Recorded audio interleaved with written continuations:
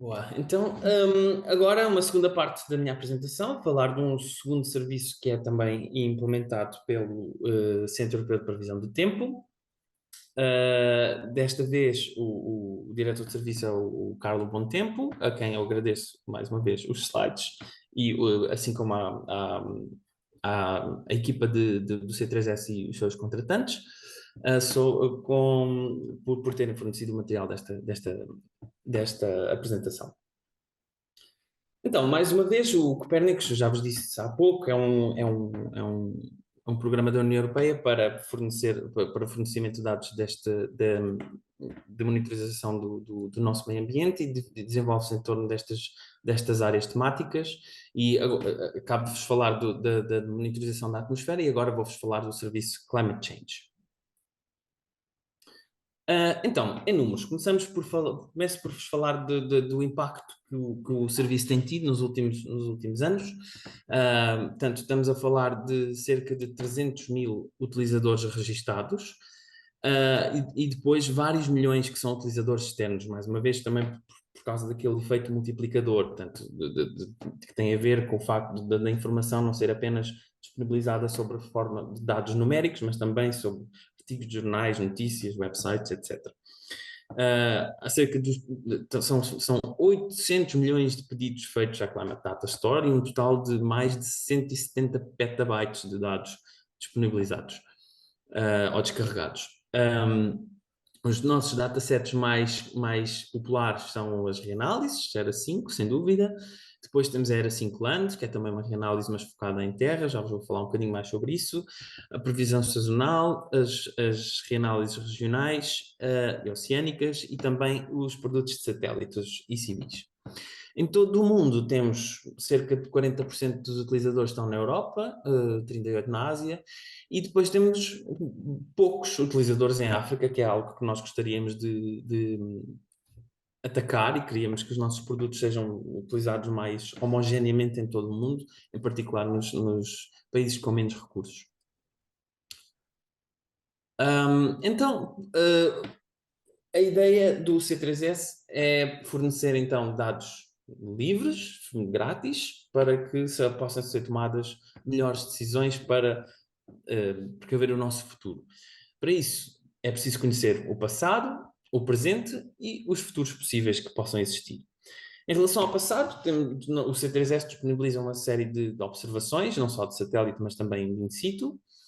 E depois temos as conhecidas reanálises, que são utilizadas porque existem algumas desvantagens a utilizar dados de satélite ou dados puros, porque depois temos o problema dos buracos, dos dados em falha, etc., que a reanálise colmata. E depois, para conhecer o futuro, temos as previsões sazonais, portanto, como é que será o nosso clima nas próximas semanas e meses, e depois as projeções climáticas, que é como é que será o nosso clima no meio do século ou no final do século.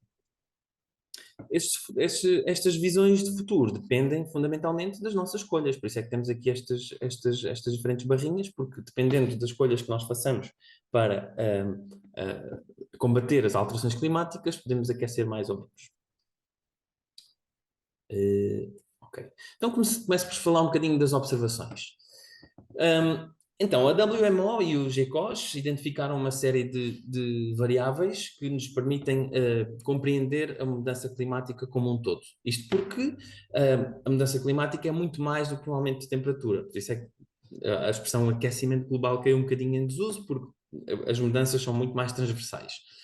Então, as mudanças estendem-se a vários domínios, como, por exemplo, a criosfera, a atmosfera junto à superfície e na alta atmosfera. Existem alterações ao nível da composição da atmosfera, ao nível dos oceanos, em superfície, nos processos biogeoquímicos, na física e depois no nosso território, portanto, na nossa biosfera, na nossa hidrosfera, nos nossos reservatórios de água, a nossa vegetação, etc. E existem algumas destas variáveis que podem ser observadas por satélite e que o C3S já disponibiliza. Estas estão aqui indicadas a verde. Portanto, todos estes produtos indicados a verde, vocês conseguem chegar à Climate Data Store e descarregar informação sobre eles, com dados de satélite. Por vezes é um pouco mais difícil obter esses dados por via de satélite, porque os satélites não permitem, ou porque a tecnologia atual não permite ainda esse tipo de observações, e, portanto, recorremos às reanálises. Esses dados também estão disponíveis no CDS, no Climate Data Store, e podem descarregá-los livremente. Depois, existem estes a vermelho, que estão aqui indicados como planeados ou como ambição, que são dados que podem ser observados por satélite, simplesmente o C3S ainda não teve acesso formal a eles, mas que estão na calha e que no futuro esperamos poder disponibilizar também. Depois existe uma quarta categoria, que é estes indisponíveis, que é simplesmente impossível observá-los sem ser por in situ. Portanto, aqui a única coisa a fazer é fazer campanhas e observar estas variáveis in loco, no sítio. Aqui uma pequena animação para vos mostrar a importância dos dados ao longo do tempo. Portanto, começamos aqui com 1940 e vemos que no início desta time series apenas tínhamos recurso aos dados in situ e à medida que o tempo vai passando, não só a quantidade e a diversidade de dados in situ aumentou, como também depois também tivemos os dados de satélite a aparecer e que nos permitem uma cobertura muito mais global e mais homogénea do globo. Com diferentes princípios de observação, etc. Portanto, todos estes dados são incluídos na Era 5 para fornecer um dataset completo, homogéneo e consistente ao longo deste período.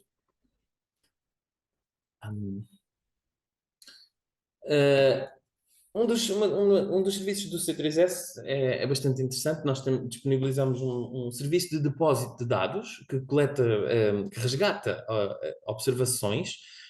Imaginem que vocês no vosso instituto ou no vosso local de trabalho, na vossa Câmara Municipal ou no vosso centro de arquivo, etc., têm um almanaque, por exemplo, com observações que nunca foram digitalizadas. Então, essa informação é crucial para a Era 5, para as reanálises, em especial para este produto anterior aos satélites.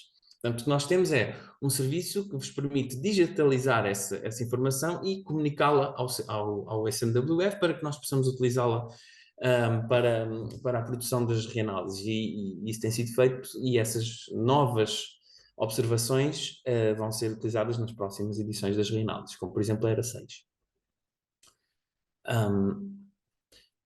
Um bocadinho sobre as reanálises. Este é o nosso catálogo de reanálises. Portanto, nós temos 4 reanálises fundamentais. A principal é a Era 5, que é uma reanálise global da atmosfera, das superfícies continentais e das ondas do oceano.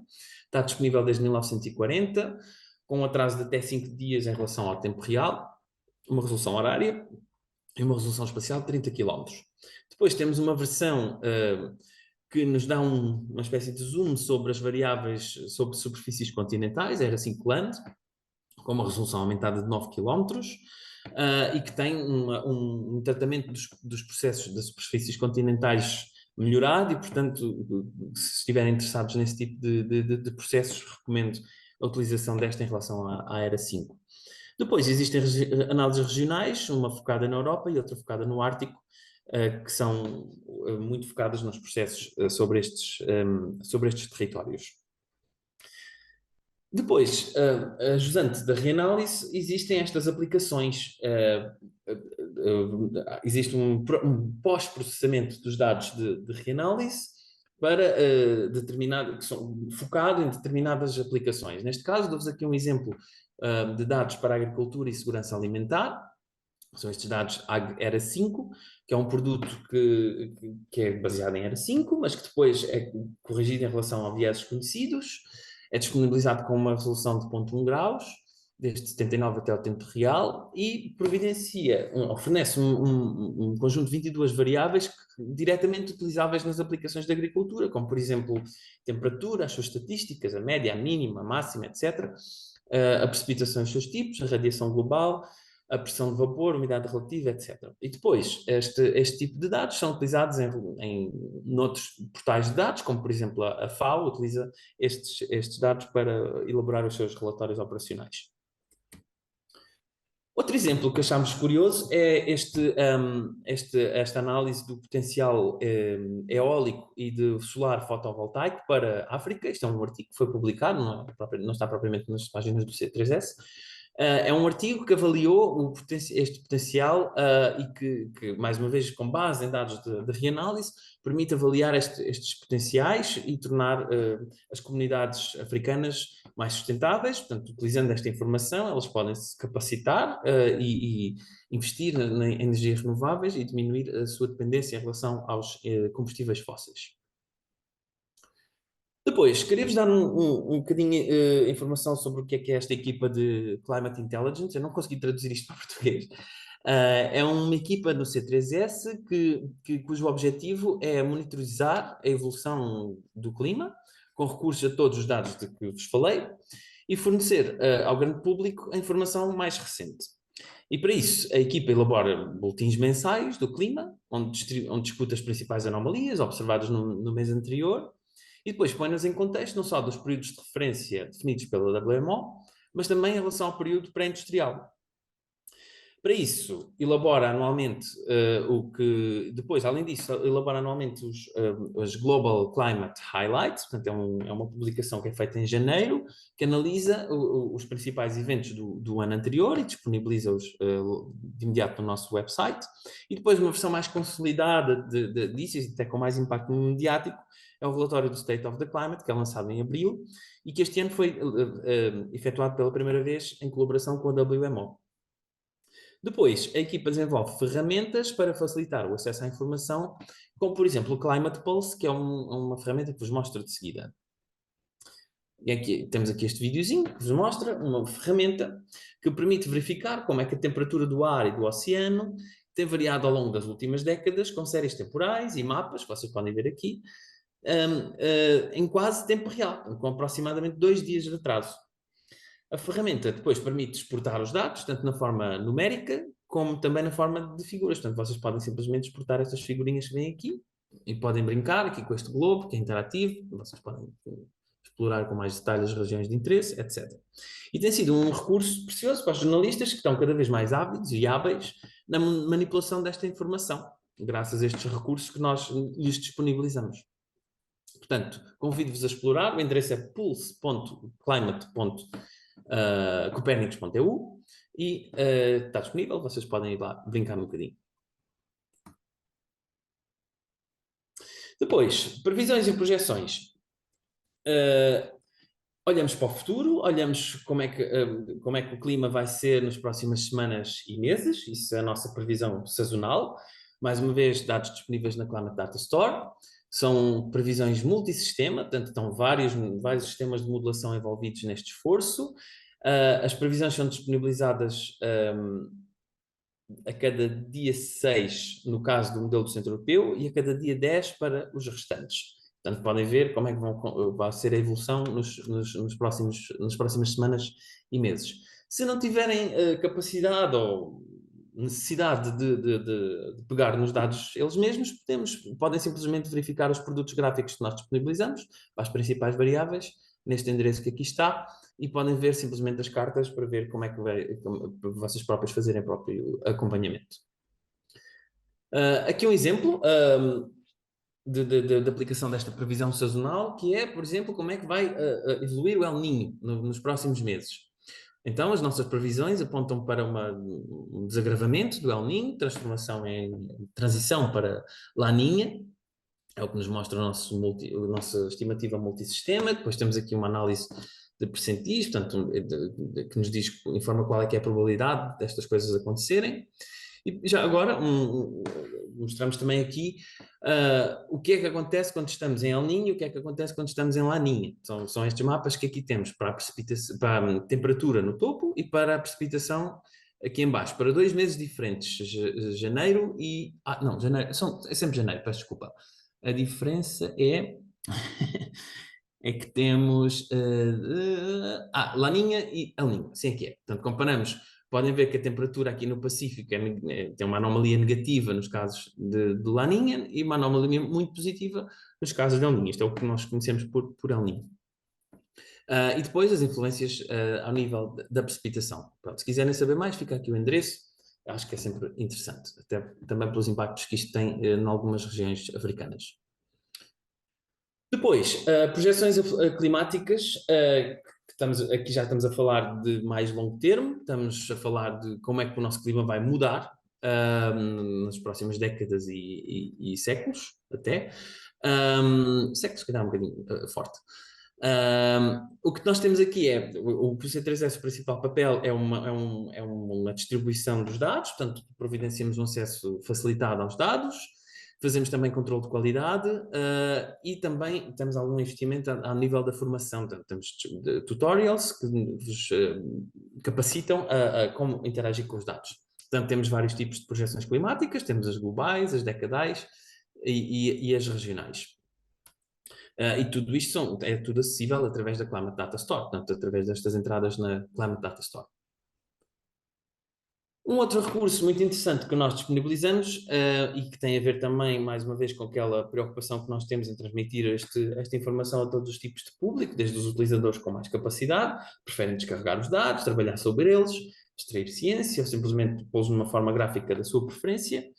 Mas depois também temos um vasto leque de utilizadores que não têm essas competências digitais, de programação ou de sistemas de informação geográfica e que pretendem apenas acesso à informação de forma mais digerida, vamos dizer assim. Então, pensando nestes últimos, o C3S disponibilizou este Climate Atlas, que é uma ferramenta que permite utilizar para estas projeções climáticas futuras, assim como as tendências observadas no passado recente. Portanto, temos aqui essa opção à esquerda. E depois é possível, por exemplo, selecionar áreas de interesse e observar as séries temporais para essas regiões. Observar as diferentes mudanças relacionadas com diferentes cenários de emissões.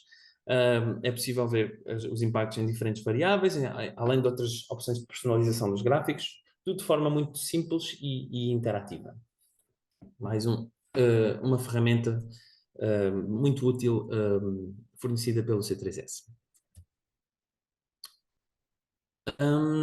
Depois, temos investido também na captação de utilizadores, como vos disse, há áreas em que nós podemos investir, por isso temos contratos em curso para a realização de eventos e aumentar os recursos de formação. Existe uma call aberta em permanência para especialistas em formação, sejam trainers, sejam content creators, sejam instructional designers, portanto, para nos capacitar a melhorar os nossos recursos formativos. E depois realizamos estes eventos, que são os Massive Open Online Courses, que também contam com dezenas e centenas de utilizadores para a sua capacitação na utilização dos produtos do C3S. Depois, em relação ao futuro próximo, e em jeito de desafio ainda por concretizar, temos um estabelecimento de um programa que permitirá responder a perguntas como: então, mas este evento está relacionado com as alterações climáticas ou não? É um projeto de atribuição de eventos extremos e é um tópico complexo que eu admito que eu próprio sei pouco, mas que o Centro Europeu teve um projeto exploratório neste sentido e a sua implementação operacional está para breve. E o que este serviço fornecerá é uma base de dados de eventos extremos, como ondas de calor, tempestades, etc. E uma base de conhecimento sobre o que se sabe em relação à atribuição desse evento em relação às alterações climáticas. Ou seja, uma base de dados que permite perceber quais são as mudanças esperadas na ocorrência destes fenómenos, tendo em conta as alterações climáticas. E a alteração depois é feita em tempo quase real, com base nesse conhecimento e possivelmente recorrendo fortemente a ferramentas de inteligência artificial. E pronto, era o que eu vos tinha para dizer. Deixo aqui o e-mail do diretor do serviço, Carlos Bontempo, e o meu, já agora, João Martins, e mais uma vez as nossas redes sociais. Qualquer coisa é só dizer e estou à vossa disponibilidade para perguntas. Muito obrigada, João. Muito obrigada e muito obrigada por cumprir também o tempo, que é sempre bom para gerir estes eventos online. Não sei se há alguma pergunta no chat ou se querem intervir, alguém quer dizer alguma coisa? E aproveitar que o João está aqui conosco. Existe uma pergunta no chat. É? Maria Emília Cunha pergunta para se ter informação sobre temperaturas do ar diárias para São Tomé e Príncipe, o que é preciso fazer? Qual é a cobertura espacial? Então, para responder esta pergunta, eu acho que o mais simples seria a Maria Emília consultar os dados da Reanálise. Vou tentar chegar lá, os slides são um bocadinho lentos, porque está um bocadinho Pulse Climate. filmes todos. Portanto, existem estas reanálises. E eu recomendaria de testar duas, portanto, a Era 5, Era 5 Land. Eu não tenho bem a certeza se São Tomé está bem representado na Era 5 Land, porque é uma ilha, portanto, os pixels podem ser demasiado grandes para representar as ilhas. No entanto, poderá existir uma estimativa. Os pixels são 9 km, portanto, as resoluções podem ser pequeninas. Se não, tem Quilómetros não sempre é a mau. Era 5. Pois, não é mau, não é mau, é verdade. E, portanto, eu recomendaria a utilização destes dados, tem resolução horária, desde 1940 no caso da Era 5 e 1950 no caso da Era 5 anos.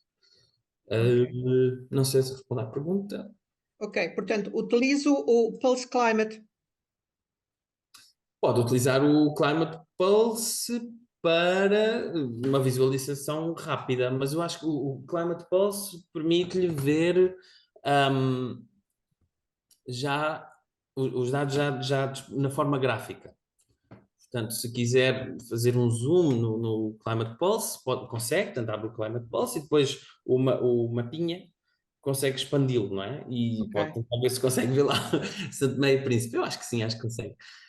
E depois consegue selecionar as datas, consegue, portanto, se está interessada nesse tipo de apenas visualizar, não é? Visualizar qual é que são as temperaturas, as respectivas anomalias, então pode utilizar o Climate Pulse. Recomendo que é Basicamente aqui o que a gente queria era localizar uma maternidade de peixe e precisamos de um dos determinados níveis de temperatura. Portanto, há lugares que não vale a pena, outros que vale a pena. E no fim é quase essa procura do local ideal para se localizar essa maternidade.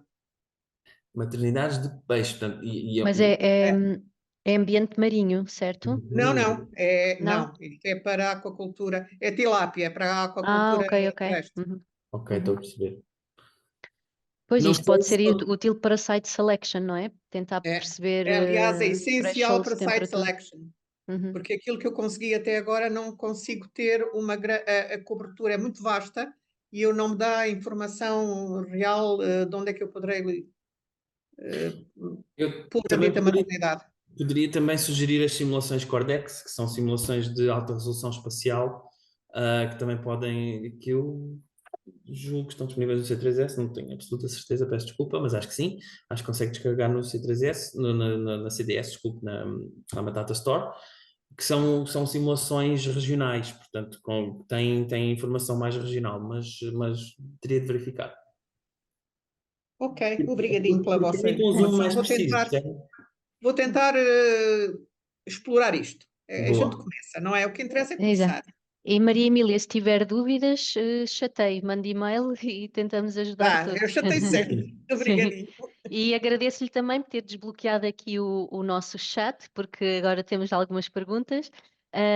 O Alcides Varela refere para o caso de poucos utilizadores em África. Estão pensadas iniciativas de divulgação a nível de universidades? Não sei se tens conhecimento específico. Eu sei que estão sempre a acontecer eventos de formação. Eu devo dizer que este é o primeiro que participo a nível do C3S, mas já participei em outros organizados pela EUMETSAT, no meu trabalho anterior, e portanto sei que existe uma vontade enorme de transmitir este conhecimento para os países africanos. E aliás, acho que este Este consórcio programa também que faz isso. trouxe este seminário é exatamente esse o objetivo, não é? Um, Portanto, eu diria que sim, estamos abertos a sugestões, mais formação mais dirigida sobre um determinado tópico, é contactar as entidades e de certeza que vão ter resposta. E já agora, eu não sei o Alcides de que país é que nos está a seguir, mas temos alguns formadores a quem dermos formação e alguns deles estão em universidades e que se pode tentar, de alguma forma, fazer essa transferência de conhecimento. Se o Alcides nos disser em que país é que está, talvez nós possamos depois pô-lo em contacto com os formadores que estão nesses países e tentar fazer essa ponte para a sua universidade. Depois temos aqui se há ou se temos dados de produção primária marinha. Eu, se calhar, vou arriscar já, João, dizer que isto foi do CIMEMS, não é? É do Copernicus Marine Environmental Service, que disponibiliza os produtos marinhos de produção primária. Eu não tenho ideia que vocês tenham isto Não, a única na coisa vossa... que temos a este nível é Ocean Color, que pode Pois, ser, sim. disponibilizamos dados de Ocean Color, cujo provider é de facto a Mercator Oceano, não é? Portanto, Uhum. que nos fornece estes dados, e que pode ser um indicador desta variável. Uhum. Mas, ou seja, pode ir ao portfólio do CIMAMS do C3S ver se está lá essa variável, mas eu tenho certeza que na produção primária marinha que aparece no Marine Monitoring Service. Eu depois posso pôr aqui no link Boa. o website do outro serviço e que o Vito pode explorar. Boa. Depois temos aqui o Damien, que vai ser outro dos nossos speakers e que está a perguntar se existem ferramentas de validação dos dados, chuva, temperatura, etc., com estações no campo. Muitas vezes os produtos globais são validados na escala global e quando usa na escala regional fica mais difícil saber o grau de confiança desses produtos para uma certa região. Não sei se queres comentar. Sim, eu diria que a validação e o controle de qualidade dos produtos do C3S é uma preocupação enorme, faz um grande investimento nisso. E os dados in situ, é preciso é que eles existam, e às vezes o problema é que eles não existem. E em regiões remotas de África, por exemplo, sabemos que a precipitação, por exemplo, não é muito bem representada em determinadas regiões da África, mas depois também não temos como verificar, porque também não há estações de observação. E por isso é que é importante também capacitar estas regiões, não só ao nível destes produtos que nós disponibilizamos, mas depois também ajudar, através daquelas redes de observação de que vos falei, capacitar, e creio que o próximo orador falará um bocadinho disso, acho eu, pelo que eu conheço do Sascal. É importante também capacitar estes países para recuperar estações meteorológicas que possam ter sido caído em desuso ou terem deixado de estar operacionais, por exemplo, devido a eventos como guerras, por exemplo. Já tenho relatos disso ter acontecido em algumas regiões de Angola, por exemplo, e por isso é sempre um esforço que está a ser feito sempre em contínuo. Portanto, esta validação é uma atividade que nunca é desprezada. Portanto, estamos aqui a dizer que o Damien pergunta, são validados à escala global, depois quando na escala regional, pois lá está, depende da cobertura regional de estações in situ. Acho que a resposta no fundo é Sim. esta. Mas se houver, já agora podemos aproveitar que estão aqui algumas pessoas nestes países e que possam ter acesso a dados que não estejam disponíveis. Se quiserem partilhar com o ICMWF, eles têm um programa que ajuda a recuperar esses dados. Uhum. Pois, se calhar, a Delcides, eu vou. E eu agora vou aproveitar para passar, João, muito obrigada pelas apresentações.